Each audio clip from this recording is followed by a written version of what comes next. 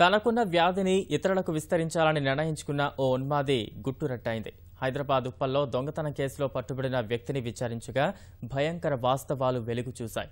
వ్యసనాలకు అలవాటు పడి ఎయిడ్స్ వ్యాధి బారిన పడిన సదరు వ్యక్తి ఇప్పటికీ సుమారు 300 మంది మహిళలకు సోకేలా లైంగిక చర్యలకు పాల్పడినట్టు తేలింది.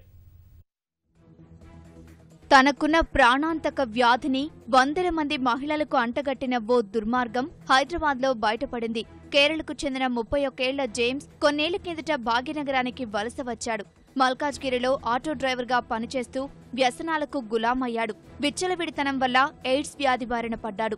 ఆ విషయం జేమ్స్ కు ఏడాది కిందటే తెలిసింది. అప్పట్నుంచి తనకున్న వ్యాధిని ఇతరులకు విస్తరించాలన్న కుట్ర పన్నాడు. కేవలం లైంగిక సంబంధాల ద్వారా మహిళలకే వ్యాధిని వ్యాపించడం మొదలుపెట్టాడు. ఏడాదిలో ఒక్కరు కాదు, ఇద్దరు కాదు, ఏకంగా 300 మంది మహిళలను మాయమాటలతో ఊబిలో దింపినట్లు పోలీసుల విచారణలో జేమ్స్ వెల్లడించడంతో పోలీసులు కంగు తిన్నారు.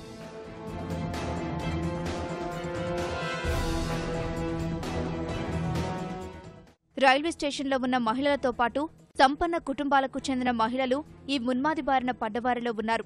ఉప్పల్లో జరిగిన ఓ దొంగతనం కేసు విచారిస్తుండగా జేమ్స్ దుర్మార్గం బయటపడింది. దొంగతనం విషయంతో పాటు ఎయిడ్స్ బాగోతం వెలుగులోకి వచ్చింది. నిందితుడి నుంచి ₹125,000 విలువైన సొత్తును పోలీసులు స్వాధీనం చేసుకున్నారు.